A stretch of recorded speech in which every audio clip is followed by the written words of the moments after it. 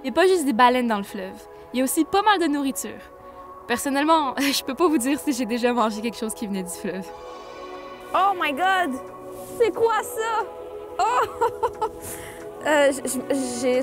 Ouf. Mais je me demande vraiment ce que ça goûte. Une algue du fleuve Saint-Laurent.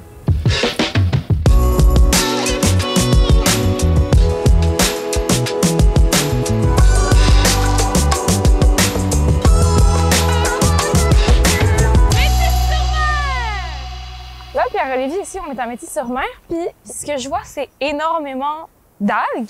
Puis je me demande, est-ce que ça se mange, ces algues-là? Tous les macroalgues, donc les algues qu'on est capable de voir, sont comestibles. OK. Mais ici, on a plusieurs beaux exemples. Là, celui qu'on voit qui est les petites bulles, celui-là, c'est du fugus. OK. Ça, c'est une laitue de mer, ça, par contre. Laitue de mer. Ouais, avec un beau verre pétant. Ouais, ben oui. Puis ça, tu vas y goûter. Ça, c'est vraiment délicieux. Moi, c'est une de mes préférées. Sinon, ici, on en a une qui est assez impressionnante, qui est la laminaire. C'est Donc, beau. C'est beau, hein? C'est vraiment beau. Ça fait des beaux fleurs aussi. Oh my God!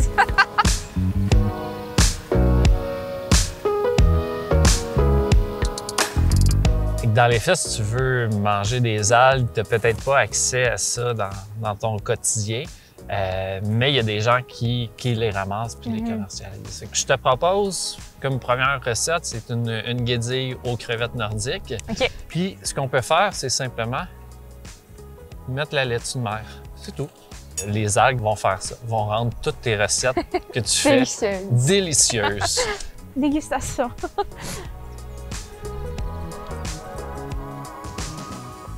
C'est bon. Ma mère, elle a ri de moi quand je lui ai dit que j'allais goûter. Parce qu'elle sait que je suis comme. Elle fait, t'es sûre que tu vas goûter pour vrai? Tu vas pas te choquer? Donc, à part les algues, qu'est-ce qu'on peut retrouver d'autre dans le fleuve qu'on peut manger? Il y a une panoplie d'aliments.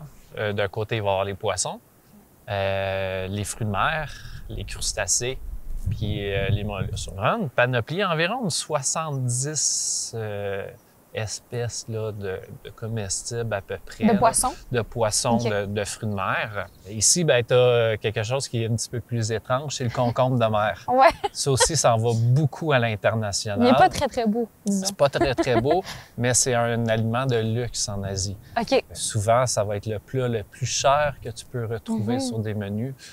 Donc, il y a certains de nos produits dans le fleuve Saint-Laurent qui sont populaires puis ils sont mangés ailleurs dans le monde. Oui.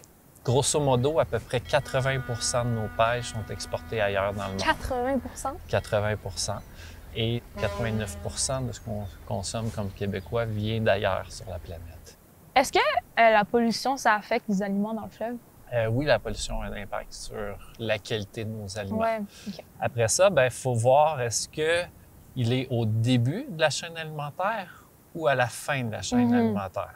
Par exemple, le caplan, qui lui va être mangé par un maquereau, qui va être mangé par un autre, qui va être mangé. Ouais, puis à la fin, on a l'énorme thon qui peut peser 800-900 livres.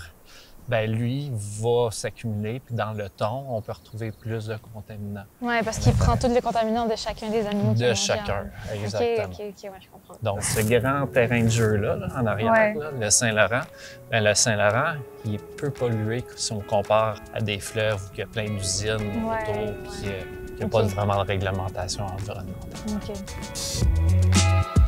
Je suis surprise de savoir que notre fleuve est peu pollué comparé à d'autres fleuves dans le monde. Mais j'ai quand même envie de savoir ce qu'on jette dedans. Et j'ai trouvé une bouteille immense. On peut soupçonner que la toilette sert un peu de poubelle pour les Québécois.